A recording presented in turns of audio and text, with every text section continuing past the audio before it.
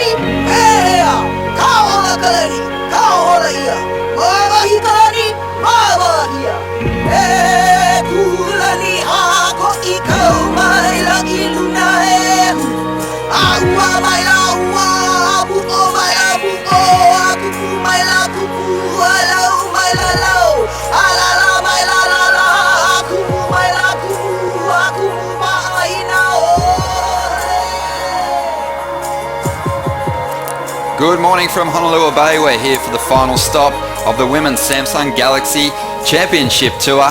This is the Maui Pro, and what an amazing spot this is. A great way to finish things off and a beautiful location, and we're very happy to be back here. A huge show coming your way today on Dawn Patrol. We're going to be talking about Tyler's world title run, of course. We're going to be diving into Rosie Hodges' fantasy surfing picks, a lot of good insights there, and a little later on we'll get Tyler Wright, our new world champion, to give us a rundown on this great location in the GoPro Break Breakdown. Ronnie Blakey here, and joined by a former semi-finalist here, Rosie Hodge. How are you, Rosie? So good, Ronnie. I mean, you can't help but feel that excited energy about being back here in paradise at Honolulu Bay. Before we get into the talk about the world title and the talk about Honolulu Bay, you've got some big news for us. You're getting married. Thanks, Ronnie. Just dropped the bomb. Yeah, I mean, it's been a great November. It's been a great 2016. And I just think as we move into this part of the season, like I said, that excited energy is definitely there. I can't wait to see the ladies hit the water and see who becomes the champion out here at the Bay. Congrats. Congrats, and congrats on the new sponsor as well. Now, let's talk about Tyler Wright. I mean, such a dominant season. She was in 6 of the 9 finals this year already, but this event has eluded her. The victory hasn't come here before. Has the party finished for Tyler? Do you think she's reset her focus on competition, or is she going to struggle in this contest? Oh, well, there's definitely been a festival of Tyler Wright back in Australia. I know that they've done a bunch of stops with the new world champion, and it's rightly so. I mean, celebrate that moment. But you got those girls down there, Carissa Moore, Stephanie Gilmore, all of them looking for another event win. And Maui is one of those places that all of these ladies look forward to. I mean, it's quality waves, it's such a beautiful location, and it is just that exclamation mark on the end of the season. Pretty interesting, isn't it, looking at the list of world champions there. I feel like the world title, much like this event, has been dominated by two surfers, obviously Carissa Moore and Steph Gilmore, but 2016 has just been a very different year with Courtney and Tyler dominating the event wins and really looking sharp. At this contest, I don't know, I just still feel like Steph and Carissa are the surfers to beat. Yeah, definitely. I mean, we look at their stats from previous years and you can't help but feel that they'll carry that momentum. I mean, Stephanie Gilmore has dominated this event. She's the only lady to take out 3 wins. She won her first world title here, and those memories really carry through with you. I think Carissa, we look at her performance last year at this location. There's so many performers that really stand out at this break. We're going to be talking more about the contenders in this event, but we do have a trials heat that we're trying to get through with some real talent. Bethany Hamilton in the mix. Let's find out if we're going to get that first heat of the event underway. We'll check in with Strada Wasilewski for the call. Thanks, Ronnie. Yeah, down here with Jessie Miley-Dyer, Commissioner for the Women's Tour. Beautiful morning here, offshore winds, some little waves coming through. How are we looking? Yeah, it is a really beautiful morning and the conditions are really clean. It is a little bit slow out there at the moment though, so we're going to go on hold until 8. You know, we've been looking at that swell and I know there's some waves on the North Shore, so I'm hoping that it kind of starts to pulse through here and that we can get a start. So 8 o'clock, half an hour, a lot going to change in that time, or possibly maybe even looking to go longer for the wait? Yeah, I can definitely see today being one of those days where, you know, we wait for half an hour and then put it on hold again, You know, I'm sure everyone's seen the forecast, and today was definitely looking like one of those days that I had earmarked as us being able to get a start and possibly getting some good swell. So, you know, we know it's out there, and just the thing about Maui is that it can kind of, you know, hang around just on the outside of this bay. So we're hoping that, you know, I get a little push. Well, hopefully we get a push. I have seen some waves out there. How big of waves do you want to see, or is it consistency level? I really just want to see a little bit more consistency. You know, what we're looking at now, I saw probably, you know, a 3 or 4 foot wave, and there's definitely, you know, when they come, they're still really, really good, and there's definitely a lot of scoring potential, but just at the moment, we definitely have really good odds for people to be sitting there waiting in heats and, you know, possibly being really, really slow. So right now I've got Davy Shipley, Hanson Bugger, and myself, you know, counting waves and hoping that it gets a little bit more consistent. Well, there you have it, guys.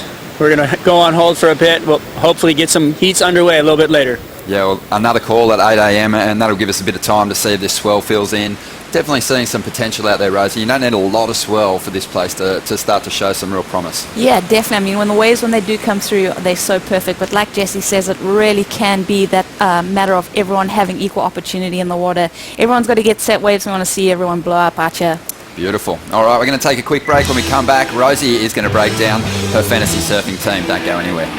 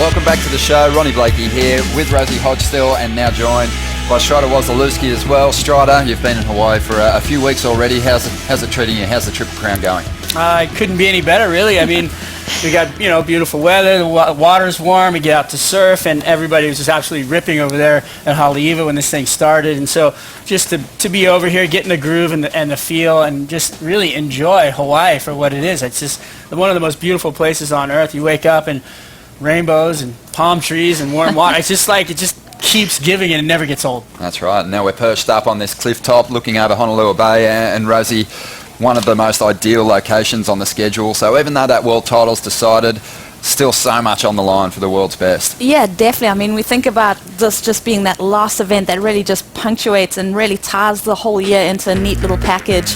Like you said, this is the event that the ladies look forward to. The waves are so perfect.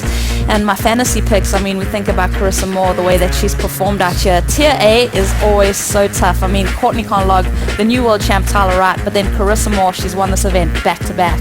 Pretty obvious choices there, I got to say, Rosie. Thought you'd throw a few more curveballs at us, but I know. I mean, it's the last event of the year. If you're in a good position on your fantasy team, now is the time not to take risks. Let's go with those sure things.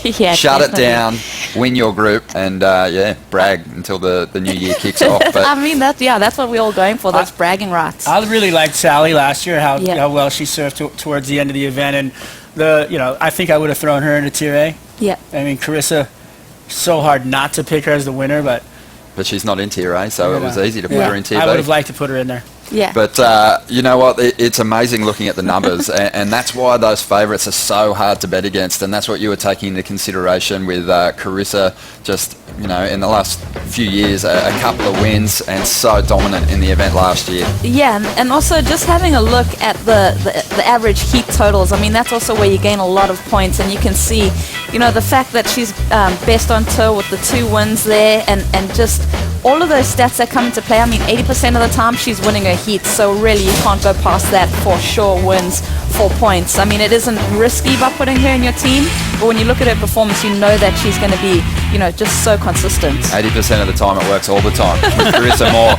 I loved watching her surf here last year. It just felt like nobody was going to touch her. She got the waves, she was going to win the contest, and it sort of feels like that might be a little different this season because the trend has changed in a big way, but there's just a special thing that happens when Carissa paddles out here. Well, Carissa's only one event this year back in France, so she's really looking to notch up those event wins before she heads into the 2017 season. I feel like she's got a lot to prove, Strider. Well, she does, but not really. I mean, watching this footage from last year out here, I was just jaw-dropped in awe watching her tear this place to pieces. I mean, she was just on fire throughout this event, and then just to see the energy, what she was bringing in, and watch how well she surfed in good waves. When the waves were going off, she's on fire. So if she gets the waves, she's going to perform. I think that is the big factor for Carissa Moore, isn't it? The surf, and if the conditions aren't like they are last year, then her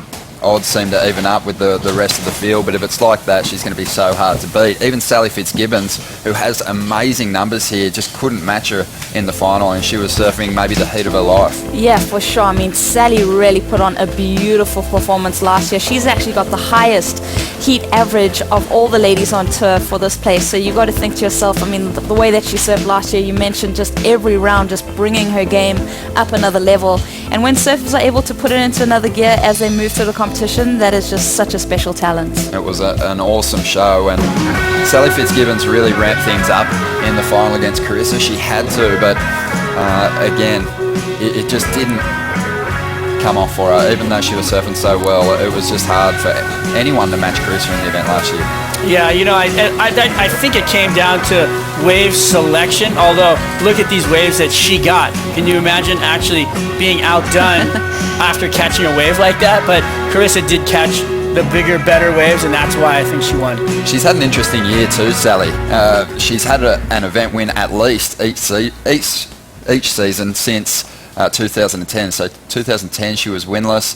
This year she hasn't had a victory. She's way further down the ratings than we expect to see her. She's usually in the top 3, top 4 this time of year, but she's got some work to do in this last event to make up that ground and get back in the top 5. Well, this event is an opportunity for her. Like we said, last year she really stepped up her game in this event, so I feel like this year it could be the same deal where she really wants to go out swinging. Now, the other surfer we're going to focus on that you put in your team, Rosie, is Steph Gilmore, and she's another surfer who's had a tough run this year. She can't wait for the season to end, but she definitely wants to surf in this contest and try and finish the year on a good note. Well, 94.44% of the time Stephanie Gilmore wins out here. I mean, that stat alone is just a reason to put her in your team. Talk about consistency.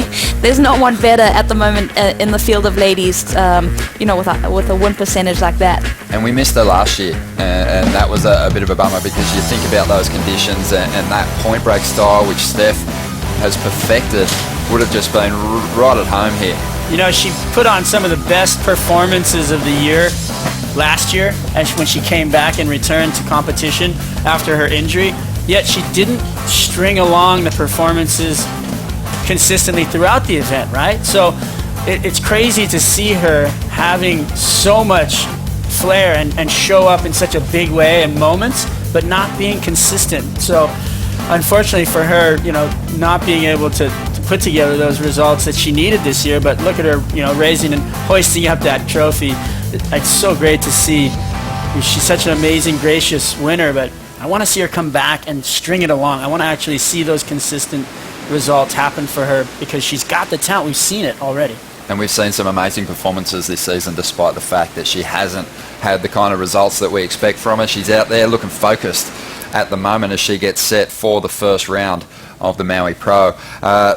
The bottom tier, the last tier, Rosie, there's a fair bit of talent down the back end of the ratings at the moment, but you've gone with Coco Ho. Well, Coco, I mean, we think about her performance last year in France where she really started to catch fire, then came into this event in 2015, and she was the one that pretty much took Courtney Collog out of the world title race and opened up the door for Carissa Moore to clinch her 3rd world title. And Coco, I mean, her dad's been coming here since the early 70s. She just has so much, background and history with this break, and that is so important. You see the gouges that she's able to do on these long walls. She's throwing in a little more board too at this point already. She, her shaper and everybody kind of telling her, look, you need to ride a little more lumber, and that's what she did, and her turns look bigger. It accentuates exactly what she's doing out there, and it proved to be a great choice, and she actually just went through and smashed Courtney. She's just got that really great style for this location. Sometimes Coco surfing can look a little compact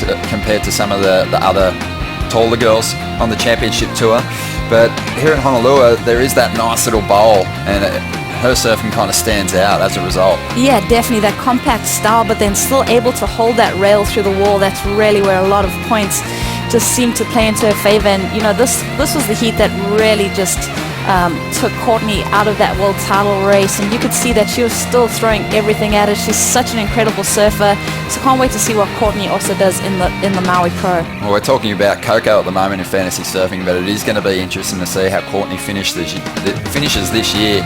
Now, we'll be keeping a close eye on her because she just seems like she's building towards a maiden world title herself. But again, that vision of Coco's incredible compact style with that extra length in her equipment just looks so special.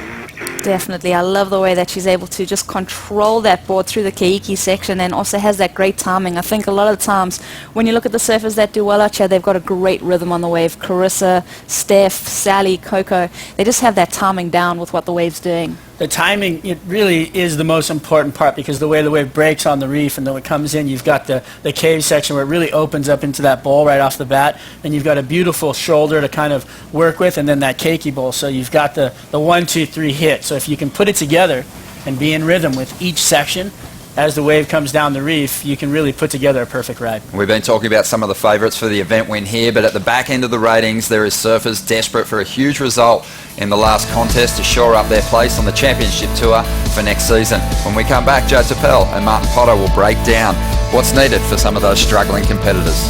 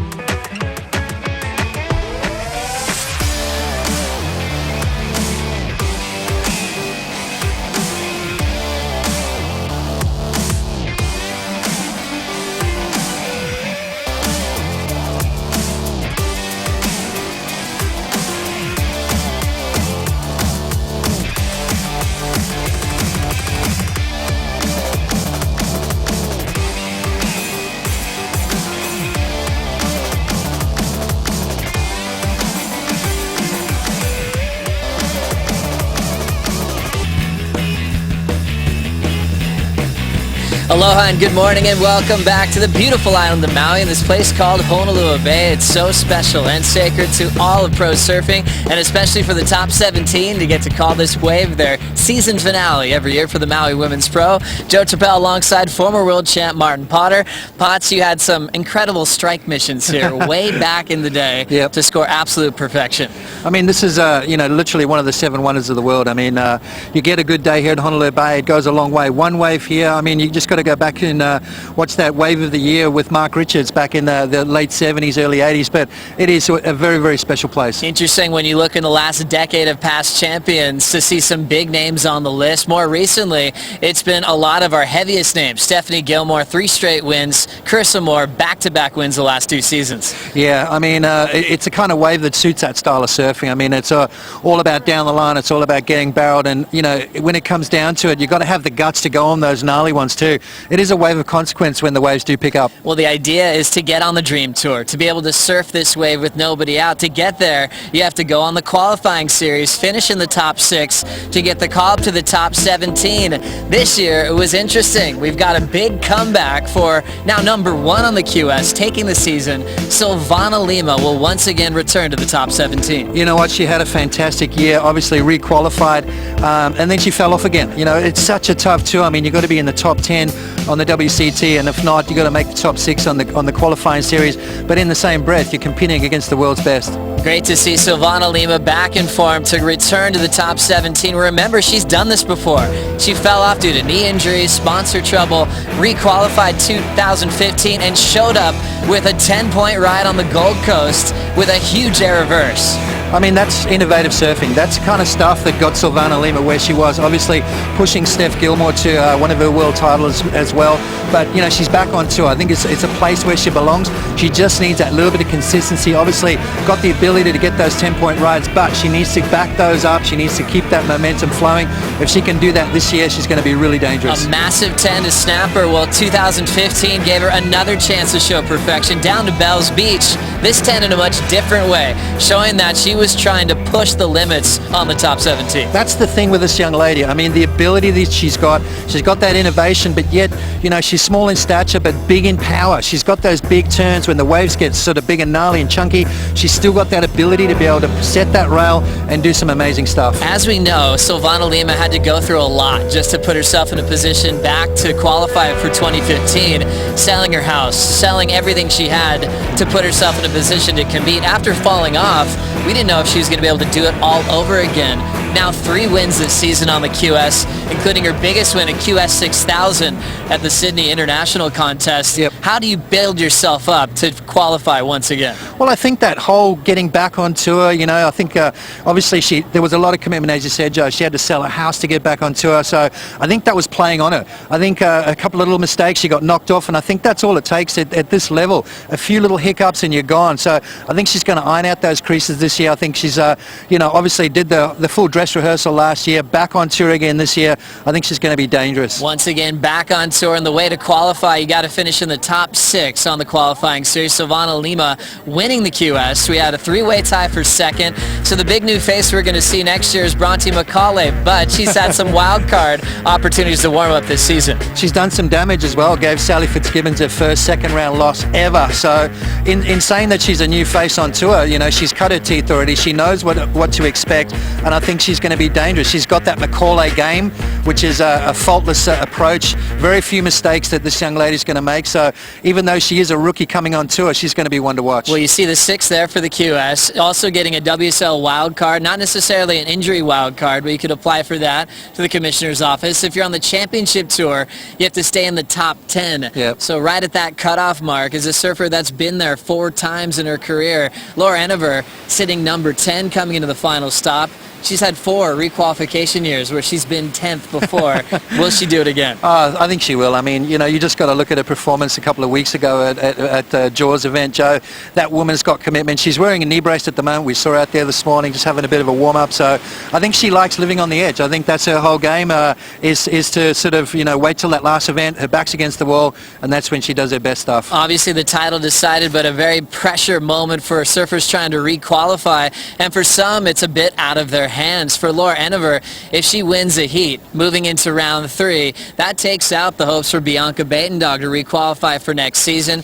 We have Ronnie Rosie Strider up on the desk thinking about requalification. And Ronnie, for Bianca Batendog, a former Rookie of the Year, she's had great results here at Honolulu Bay, but it's got to be tough that it could just be really out of her hands and Laura could end up setting her fate. Exactly. I really like Bianca's chances at this location. She's done very well here in the past, Rosie. Her surfing suits this wave. I think the judges love watching those backhand surfers out here at Honolulu Bay, but if Laura Enever goes on a bit of a tear in this contest, Bianca's going to be off the tour. That's going to be devastating. It's such a crazy thought. I mean, when it does come down to this part of the year, that requalification just looms over your head so heavily it can weigh on your shoulders. But I'd love to see Bianca just free it up. She seems like she's just pretty happy-go-lucky, so I'd love to see her just go in the pocket, 12 o'clock, what time is it? Trees everywhere.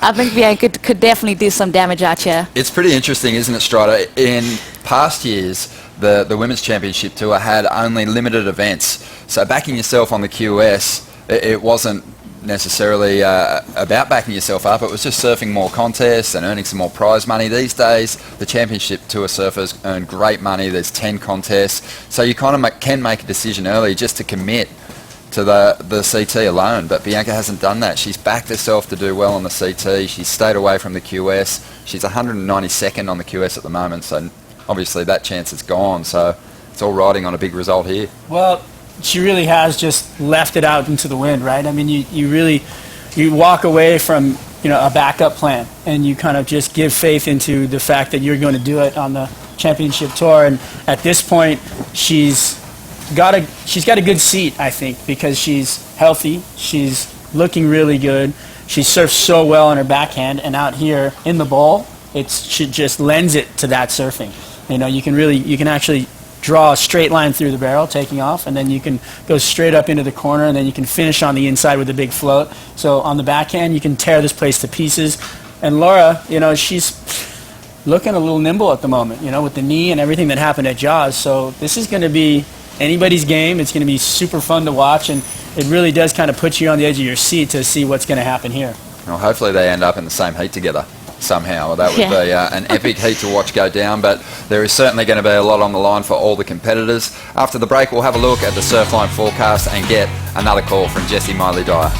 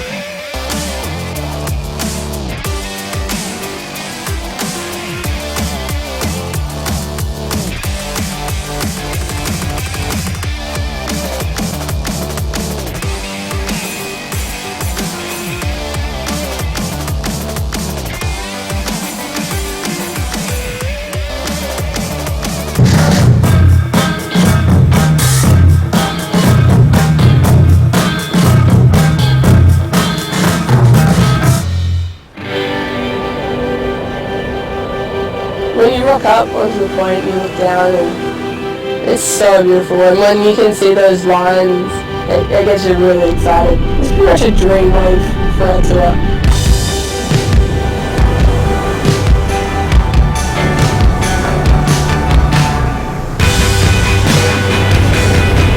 So that's an island right there. So pretty much the Swell needs to go right through the gap of both islands. Very specific direction of Swell, so it's only an open field. I think it needs a north-northwest and squeaks through the gap between Molokai and here, and then it's pumping and it's on, and we're out there.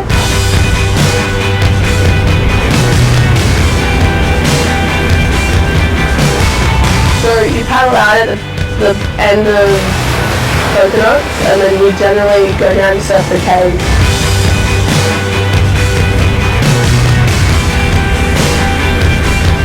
When it's good, the best part of the wave is from the cave through the Kiki Bowls and off the end there. And it's pretty much a streamline already. And you can also get a little bonus section down in Kiki Bowls.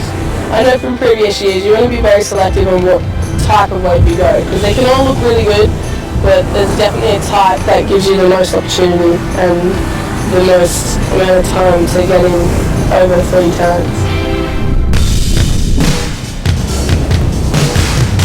This is probably one of the best waves in the world. It's definitely one of the best on the highlights on our tour. Just because how perfect and dreamy it is. You know, you get those lines, and when they come through and they're stacked on each other, you just go pick one and go. You're set pretty much.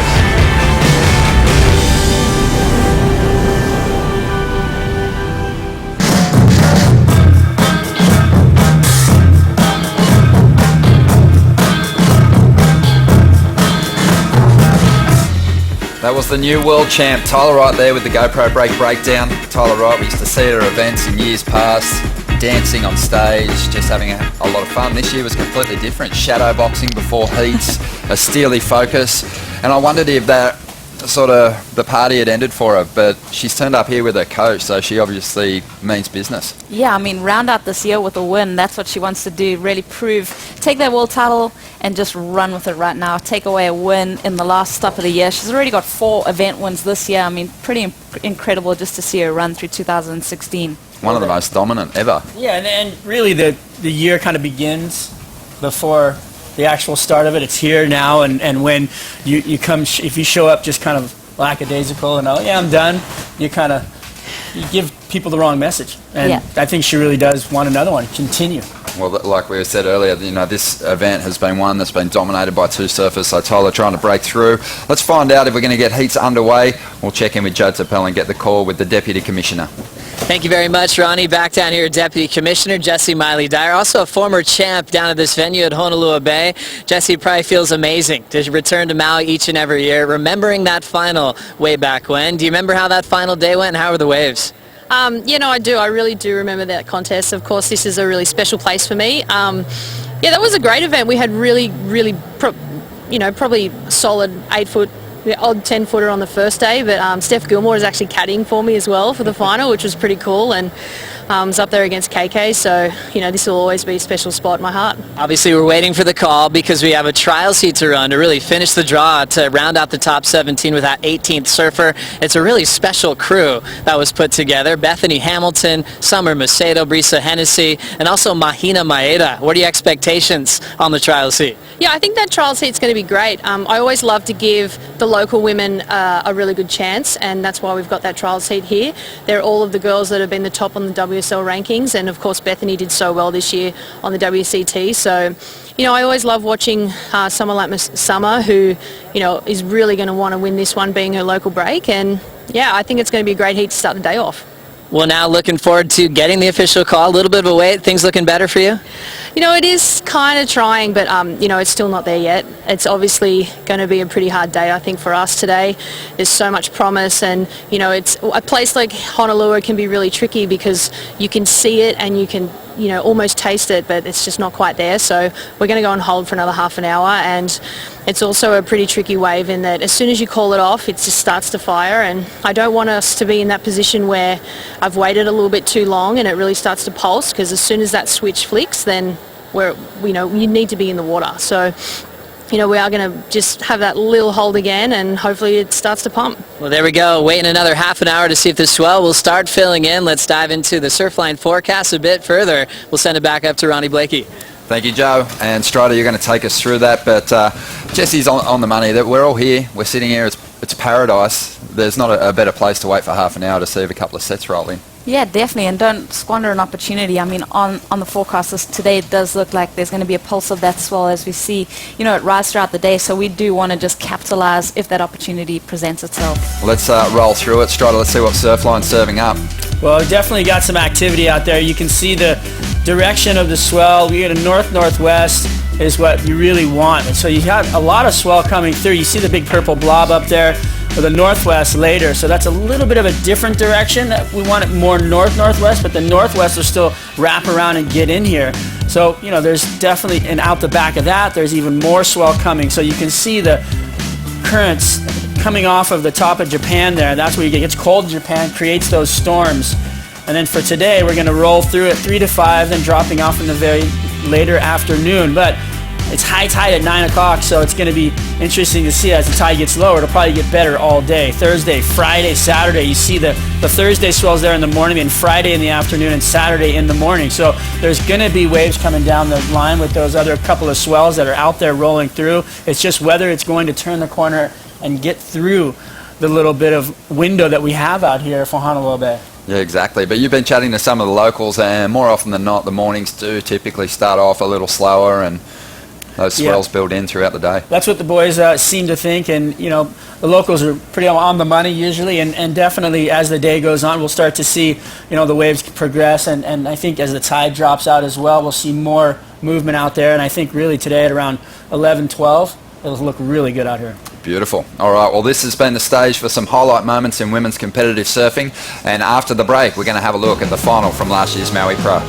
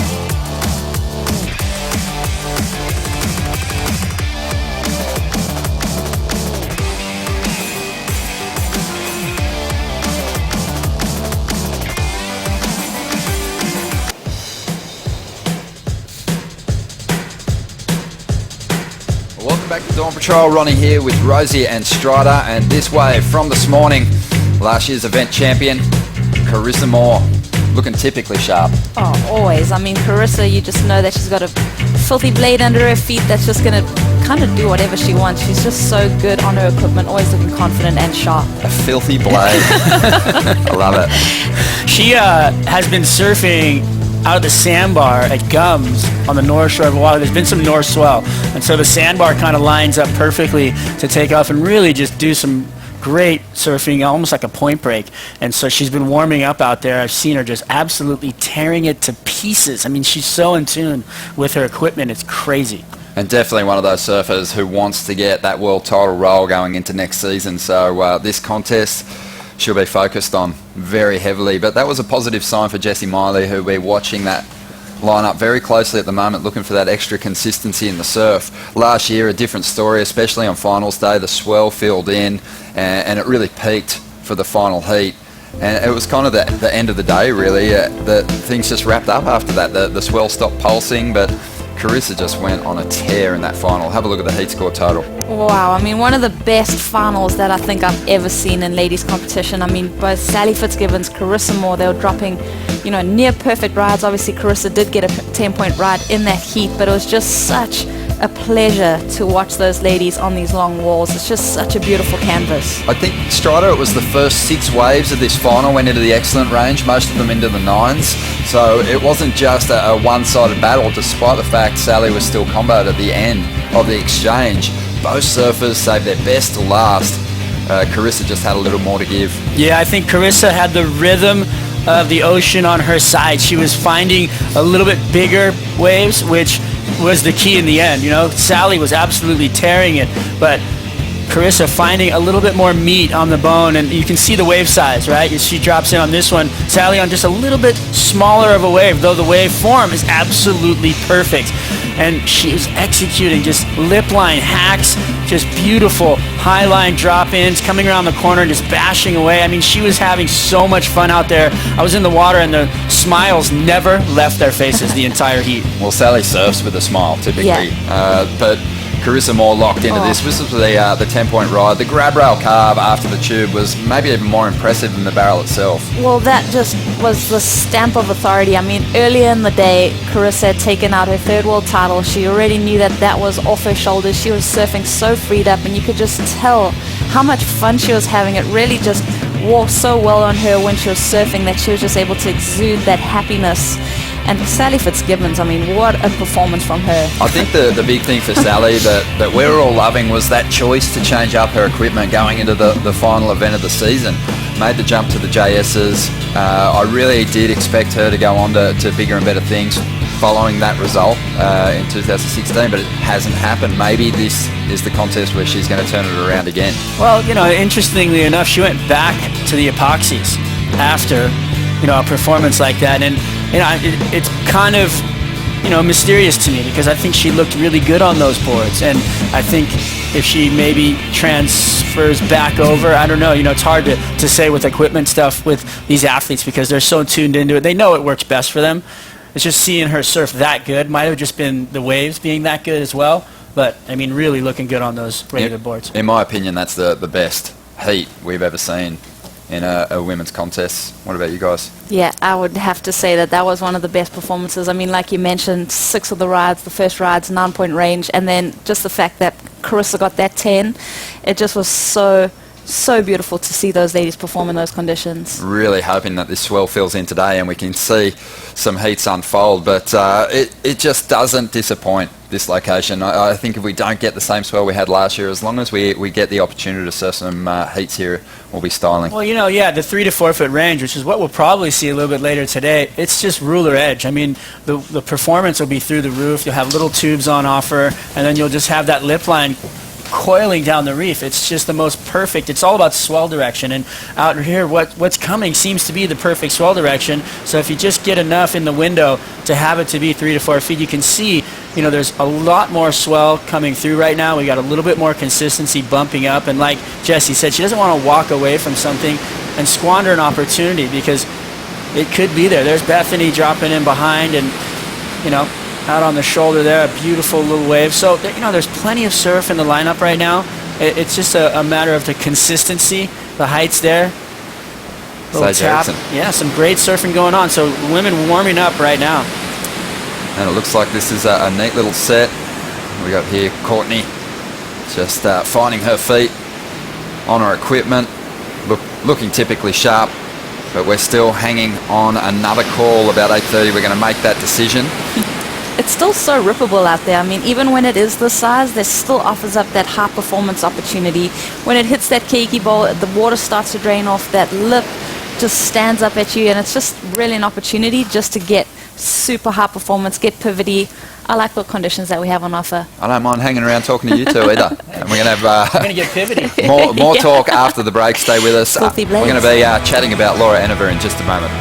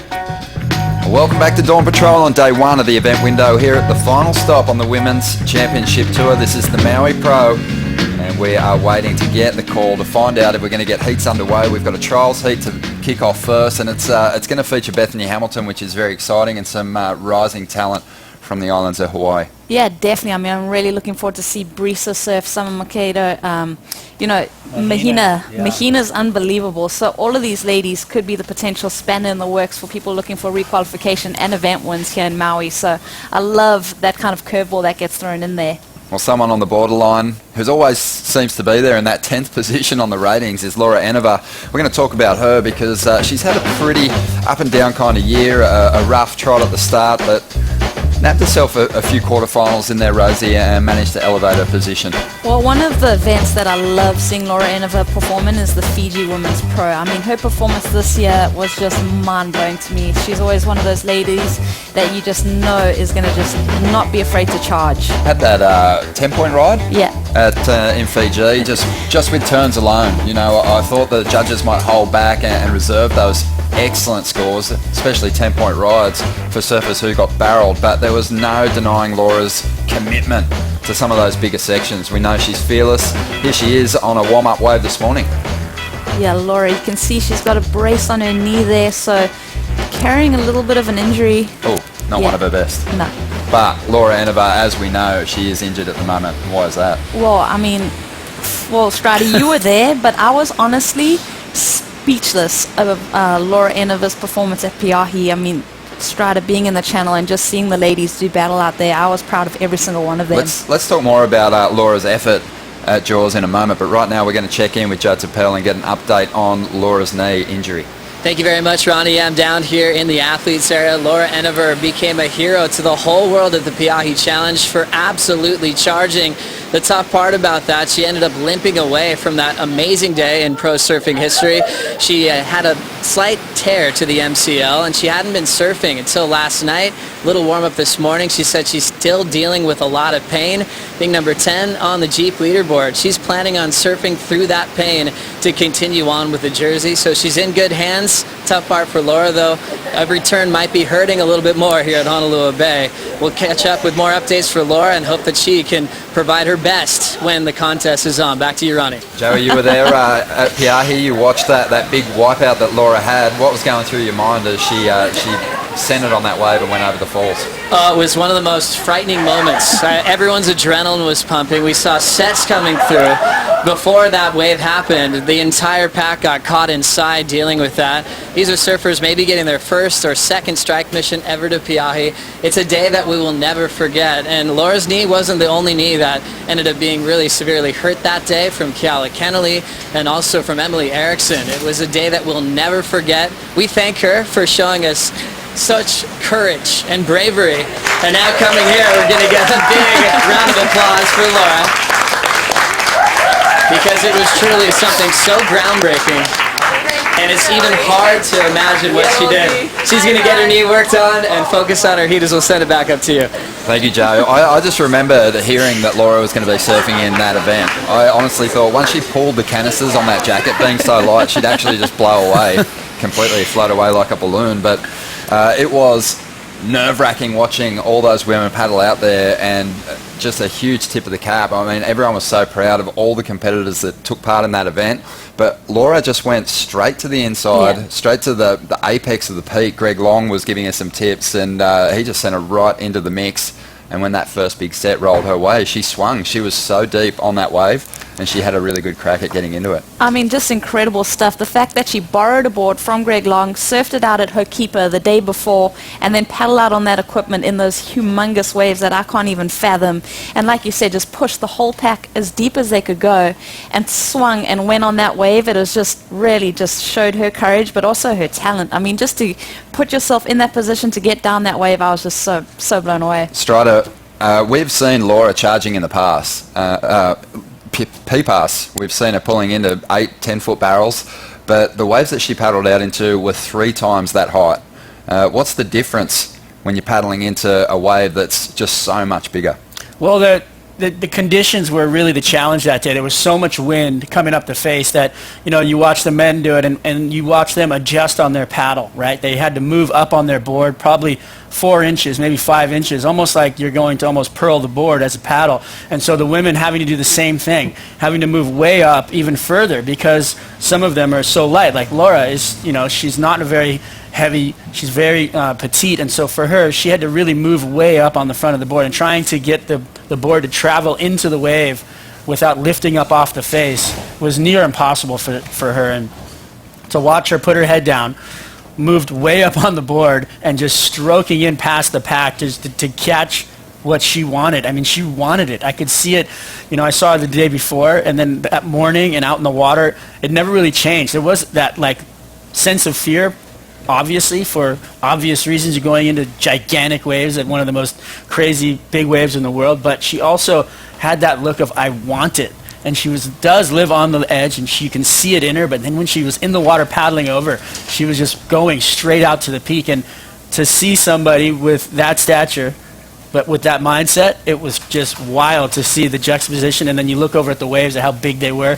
So fun to watch, and hats off to Laura. And as you saw right there in the competitors area, everybody giving her mad props on just putting her head down and going. And big props also to Paige Arms, who took the event out, got that world title, Felicity Parmentier and Justine DuPont, who put in a fantastic performance in the final. But we're looking at Laura Enever's position on the Jeep leaderboard at the moment, in 10th spot, and you can see the cut-off there. You've got to finish inside the top 10 to automatically re-qualify for next year's championship tour. So Laura, this is a crucial contest for her, with Nikki Van Dyke and Bianca Batendale just outside the top 10 at the moment. Yeah, it's going to be interesting to see. I know that we've seen, Tyler Wright carried an injury throughout this year, and we see how well she did this season. So Laura, I mean, it doesn't seem like anything can really hold her back or dampen her spirits. I think that knee injury, she's going to take it in her stride, and she'll be surfing this event, and it's going to be good to see all of these ladies hit the water. Bring it on. Well, let's get a little bit more on Laura Enever now, and when we come back from the break, we'll get the call and find out if we'll get some heats underway on day 1 here.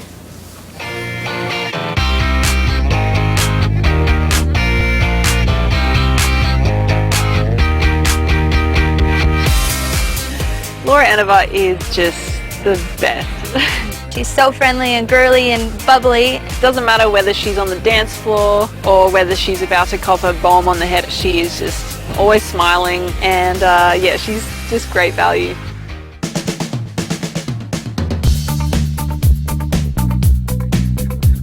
I think I spent 4 years finishing 10th on tour, and so that's like my number 10. Like I'm always finishing 10th on tour, which is actually the last spot. And I think I've just like given my dad grey hairs and given my brother high blood pressure in the past. But you know, after 6 years, finally coming to a good, happy medium of just balancing everything, because I'm a little bit crazy and my brain is like pretty wild. So.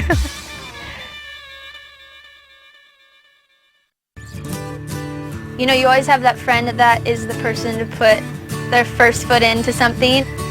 She's really interested in pushing herself in that realm. And there was just a few guys that just along the way, like, just always kind of called me in and kind of just pushing me. And I think for them, it's like either I'll go and eat shit or I'll go and make it. And for them, they're stoked either way. Because, you know, if I eat shit, it's kind of funny. And if I make it, it's kind of cool, so. It was a very late drop. You talk about committed. She was beyond committed right there. So Laura Enever getting sucked over the falls on a 25-foot at Jaws. Hello, that was crazy. Unbelievable. Every time I see her get smashed, I'm like, oh my gosh, she's gonna snap in half. But she always comes up laughing. I have no doubts that she'll be coming out with some pretty crazy footage and photos of her charging big waves. Yeah, I've just come to love some big waves, so definitely want to do some more.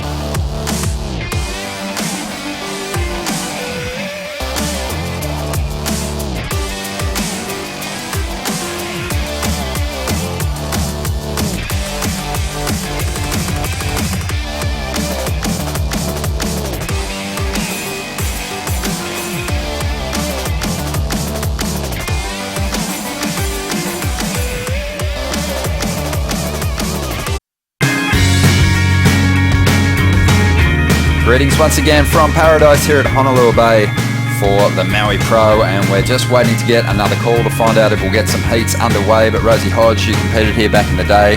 Who was it? You knocked out Silvana in the quarters to give Steph Gilmore her first world title. Well done. Thank you. And welcome, Steph. just looking back at the schedule for the women, Rosie, you've competed in Fiji before. Yeah. Where does Maui rate in comparison to the other events on location? Well, I definitely feel like this is one of those events that you can't wait to get to. It's one of those waves that are just so perfect. It offers up that opportunity to get barreled. You get to put yourself in a wave of consequence when it gets a little bit bigger. That cave section just freight trains down, and then that keiki bowl kind of stands up and just comes at you, so that opportunity to get radical is all there. So this really is that place where it's just so fun just to get your groove on. And we see Stephanie Gilmore. She's taken out 3 wins at this location. Lots of good memories for her. There's no one groovier. Yeah. So Strata this is a standalone women's event as well, so the women really get the opportunity. The locals are fantastic with the competitors. They really encourage them to take the set waves when they're free surfing. They're very friendly. So it's unique in that case as well. When you start looking at the schedule, they share a lot of events with the men, but this is a premier location. It really is great to have an environment like that where they actually get to go and perform. You know, there's been really fun little warm-up sessions going on the last couple of days, so they've been out there having a blast. I've seen some great photos. Aqua, Adam, he's been getting some photos of them. I've seen some like just beautiful barrel shots and some lip line blasts. Like they've just been tearing this place to pieces, and the locals really have kind of been like patting them on the back almost, and yeah, go get it. And they're really excited to see them here and watch them perform. And it's, you know, the backdrop is second to none. You know, the beautiful lava cliffs with the little green sprinkles of vegetation on top, and those aqua walls come through. It's one of those places you just can't go wrong. What's the lowdown, Rosie? Who's been getting the nod for doing the best free surfing at the moment? Oh wow, I haven't had my finger on the pulse that. Well, I mean, Carissa Moore, I've seen a lot of good footage coming from her. I think there's been a couple of ladies that have spent some time here. You know, I just think it's about the rhythm on the wave and the timing that you have through these sections. I think when we look at those ladies that have able to really just string that ride together and link those sections together, they really are the standout performers at this venue. All right, well, Tyler Wright, she's chasing a victory here to round out what has been an amazing world title year. Very dominant, has featured in 6 of the 9 finals already, and has the kind of form that could see her to go on to victory in this very last stop on the championship tour. But let's take a look back at Tyler's incredible run. I think the expectations came from people telling me that I need to win a world title. I'm doing this not really for me, it's because other people want me to win a world title. Tyler's already smiling. Carissa is just trying to breathe. They make the decision. Last score for Tyler Wright, a 4.93. It's not enough. Such an interesting season, and you know, I've been in a state of like confusion on what's going on, but you know, I finally realized the difference between someone that doesn't care and someone that cares, and I care.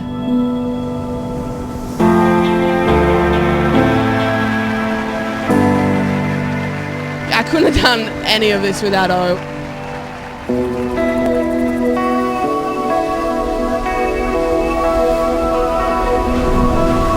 Owen Wright, he suffered an injury yesterday, was hospitalised.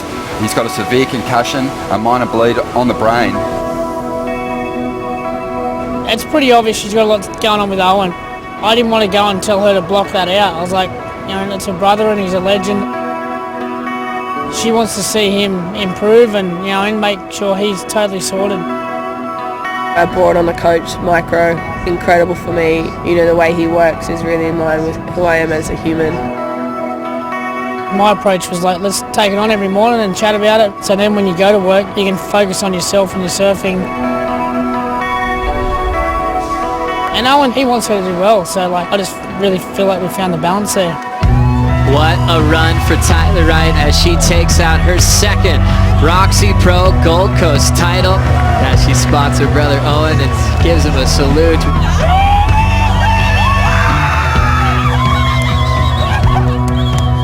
The moment my 2 brothers and I saw Owen, it's just such a special moment. Moments like that you'd never forget.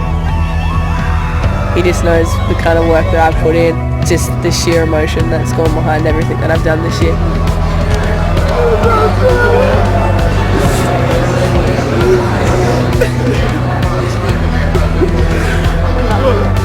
I would never have missed it. For me to ever really want to win a world title, I had to have a reason. At the end of last year I had one. Oh, that was so sick. Tyler Wright is having a massive 2016. It's been about the power here from Tyler Wright that's been the difference in my eyes. What a dream start for Tyler. 2 wins from the Australian leg, but still sits in second on the Jeep leaderboard behind the ferocious Courtney Conlog. As soon as I decided that I wanted to do it, it became so easy. Like, this event was easy for me. We've barely even scratched the surface of the 2016 season, and it's already looking like it's just a two-horse race for the world title. I just want to smash my competitor, really. Tyler Wright now takes out the 2016 Oi Rio Pro title and now sits world number 1 heading into the Fiji Pro. It was hard work, I'm not going to lie. After a disappointing second-round exit to wildcard Bethany Hamilton in Fiji, Tyler once again handed over the Jeep Leaders jersey to Courtney. This is going to make the title race very interesting. I'm here for the long haul and working and driving for a title. Tyler was able to recoup her form in Huntington Beach, snatching back that Jeep Leaders jersey from Courtney. It's just flowing for me, like I feel good. Trussell's proved to be Tyler's testing ground, defeating 6-time world champion Stephanie Gilmore to take the lowers crown and a commanding lead at the top of the Jeep leaderboard. I've been in more title races before and this feels so different. Courtney Conlog, she's not just going to roll over and hand Tyler Wright a world title. We still have 3 more events to come. To have 4 wins and still be having to compete for a title is gnarly. But I guess that's just how competitive the ladies tour is. Courtney Conlog, if she doesn't get through this heat, that means Tyler Wright will take the win. And now we can make it official. Your 2016 world champion is Tyler Wright.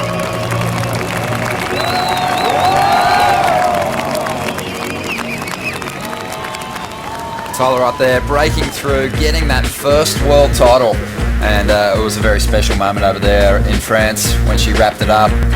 She was just so focused on the contest she didn't even know she'd done it until Steph Gilmore crash tackled her into the sand, but she ended up making the final and shutting it down. But she's still got one more big challenge, and that is this last event where she hasn't had the victory. She has finished pretty well in this contest before. Has she made the final? No, I don't think Tyler Wright has made the final here. I mean, it's interesting to just see those stats and how consistent she's been this year. I mean, taking out so many wins, winning, making it into the finals, but it's so hard not to be affected by, her world title run and just the way that she just blossomed throughout this year. So it's just, I think, just such a beautiful story, and just to know that she's taken out that honor is huge. Well, what Ryan Fletchy said in that piece, that even after 4 wins, she was still in a race, which is just absolutely crazy. So it was one of the best races we've ever seen on the women's tour, and for her to take it down must feel so satisfying. Definitely, and I think that is just a huge nod of the cap from Ryan Fletcher and from everyone of just how good a competitor Courtney is, because for Tyler to have those 4 wins, still be chasing down better results in order to shut Courtney out was pretty impressive, and Courtney just continues to build and gather the momentum and confidence to challenge those big names. So it's going to be great to watch it all go down. But we are getting closer to a call here. We'll throw it down to Joe Tapel and find out what the story is. Thank you, Ronnie. Back down here, Deputy Commissioner Jesse Miley-Dyer, a former CT competitor, Goofy Foot, that loves this wave. Well, Jesse, we kind of want to know what goes into making a call. We made a call about a half an hour ago. Where did you go? Who were you talking to? What are some of your resources? We want to know everything. Well, making the call is a little bit like hurry up and wait. We can only really deal with what the ocean gives you, and especially here at Honolua. We've got Rodney Kilbourne as our surfing director here, and he's the local guy with the mostest kind of thing. He knows everyone and everything, and he's got all these different guys that he calls every buoy, calls all the boys on Kauai. Like, he has the whole setup. So he's really, really helpful for me, and I really trust him as well, and that's really important. I also have Davey Shipley, who's the women's head judge, and he's down there counting waves and down there with the whole judging crew, and really not only is he counting waves but counting excellent scoring waves. It's one thing for us to have a couple of 4s and 5s on the inside, but another altogether to have 5 or 6 8-point rides. So I have a pretty good team here, and I'm pretty stoked. Well, it's the first day of the waiting period. Will we get heats underway starting with the trials this morning? You know what, we are. We're going to go. As soon as the trials women are out there, I'm pulling the trigger. I think that with this high tide that we've got, as we're going to get a little bit of a push, but we're also seeing that swell kind of, not necessarily wrap in, but that switch we were talking about, it's definitely starting to break, and we're counting a lot of really good scoring rides, and I'm really excited to see how this round goes. Starting this first heat in about 10-15 minutes? Yeah, as soon as the trials are out there, we're going to start straight into round 1 after that, no breaks, and then I'm going to cross fingers for round 2, and I'm going to definitely leave it on hold as well.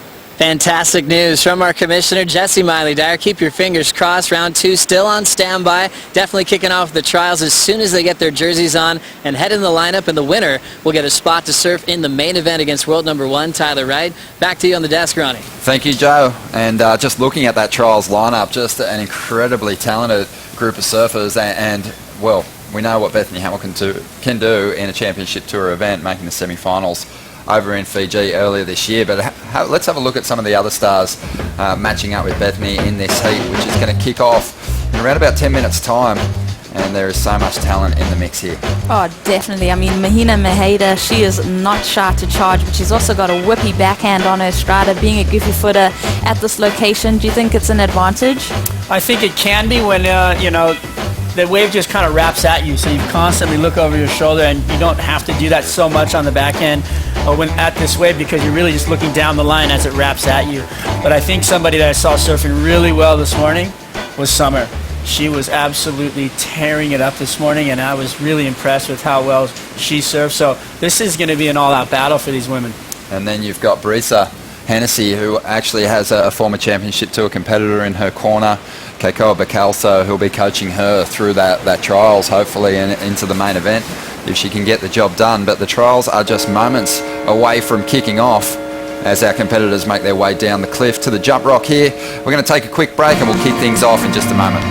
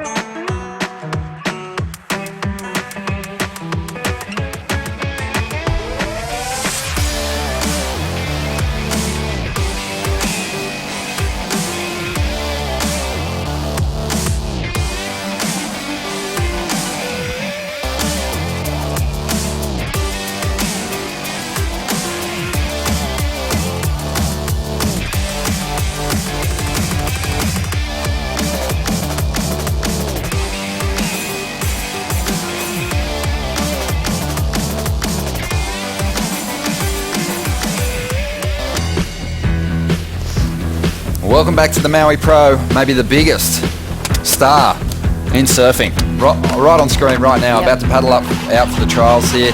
It's Bethany Hamilton, one of the most inspirational people you will ever come across. And she is going to try and get the job done on the backhand. We've seen her on the forehand in Fiji, Cloud Break Rosie, blowing minds.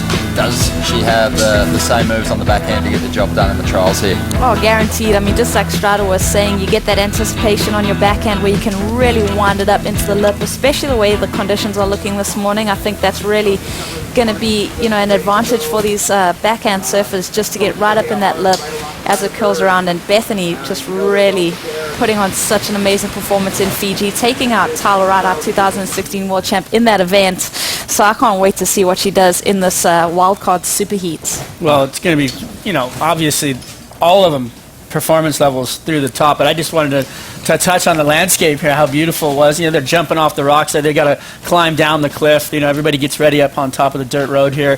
So as they go down, they get the muddy like field clay on their feet, so they've got wax on top of their feet a lot of the times. They got to go down there, they got to kind of rub it off on the lava rocks that are down below there, and they've got because they got to go down the goat trail, which is all muddy and kind of hard to navigate sometimes. Treacherous, really. And then you get down to the rocks, and then you've got the jump rock where the waves are a little bit bigger. Very scary to jump into the water, even on its own. And then you've got to get out into the lineup, and you've got to make sure your feet are all cleaned off and get ready to get up on your first wave at the cave. Can be tricky on a small day as well. I think it was Mahina we saw tumbling across the rocks on the inside there. So hopefully she'll be okay and head back out into the lineup and get ready for this first heat to kick things off at the Maui Pro. Super excited to watch this unfold, and it's such a big opportunity. You always say wildcards have nothing to lose, but they actually have so much to gain. This is an opportunity to crack a championship tour event. There's obviously good prize money on offer, but you also are going to come up against the #1 surfer in the world in the very first round. Yeah, definitely. And what a taste. I mean, just if this is your ambition to get on that World Championship tour, 3 of these ladies are young surfers really looking to find themselves in that position in the future. So what a great opportunity for them to just really just get their feet, get that little foot in the door and have that opportunity to come up against the world's best. Put on a big show. Been great chatting to you guys this morning on Dawn Patrol. Yeah, Ron, should we do it again later? Yeah, for sure. Bring it on. All right, well, everyone excited for the first heat, and obviously everyone at home excited to hear from Joe Tappel and Martin Potter. They're going to call the action for the trials.